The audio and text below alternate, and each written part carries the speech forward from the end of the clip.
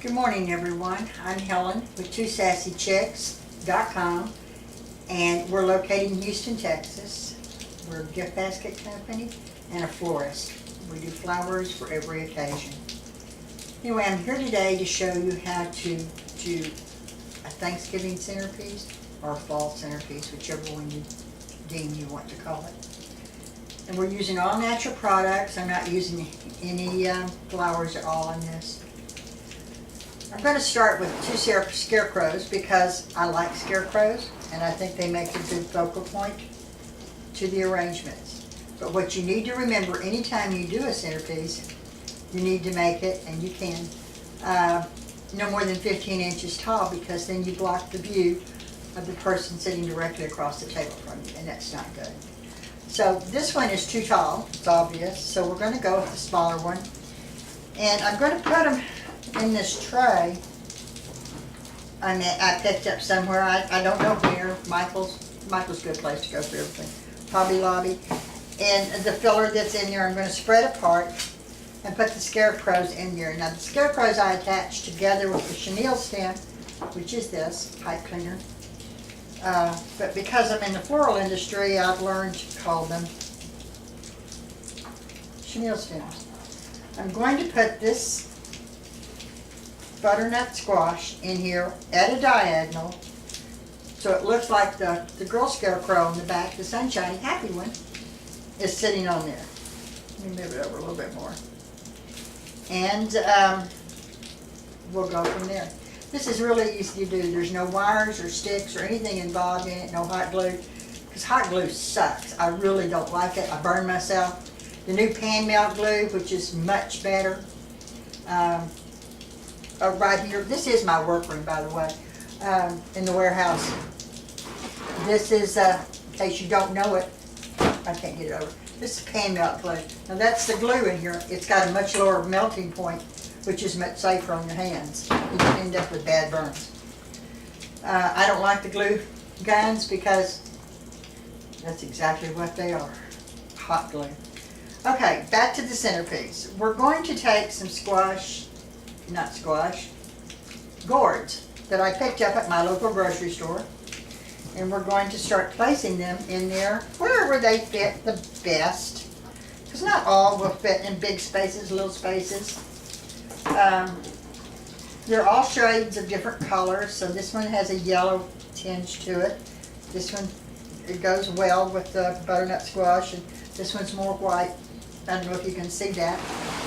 I'll scoot it closer and see.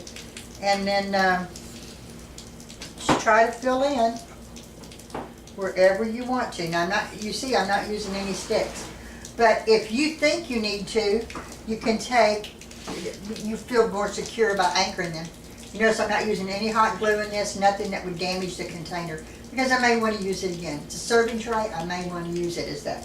But this is where you put your, I can't get it out. You would put your stick in. It's a little tough getting out because that's what it's meant to do. The stick swells up. You just poke it in.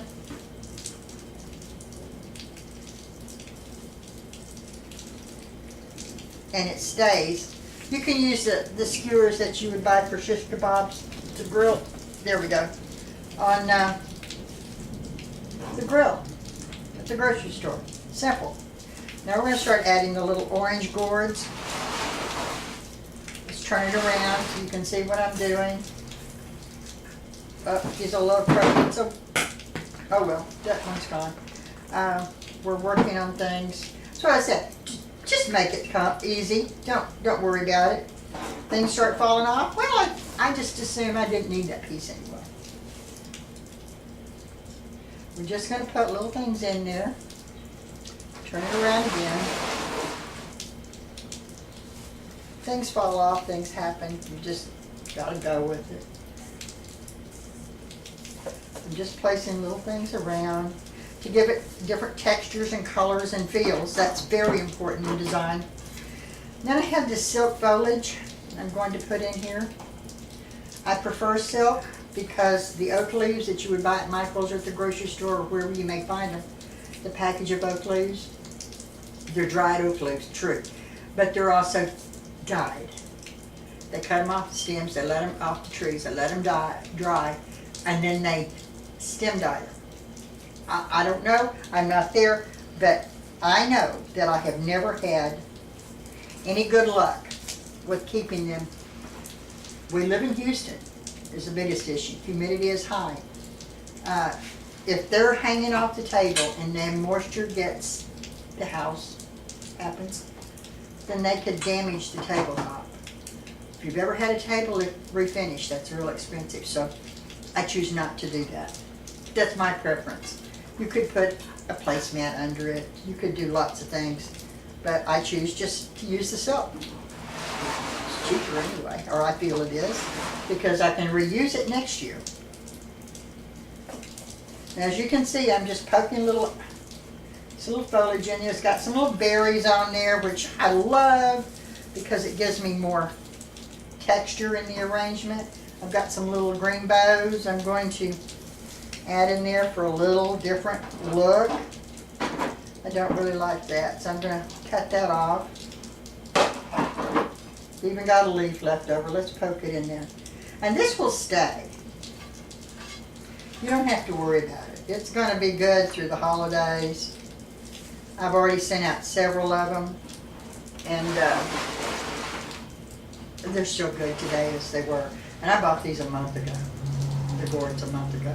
So there you go. There's a quick and easy centerpiece for your home. I will tell you, you could use vegetables. You could use some fruits. But when you start poking the sticks in there, you do damage it. You really can't eat it. So I would just place like zucchini and yellow squash and whatever else you find, okra, whatever else you find, artichokes, anything else in the grocery store that you might find that would complement this basket and the scarecrows for the season, I would buy and put in there. But I wouldn't damage them by poking sticks and things in it because it ends their life faster. Anyway, this is Helen with Two Sassy Chicks, located in Houston, Texas. I thank you for watching. I hope you have a great Halloween and have a wonderful Thanksgiving.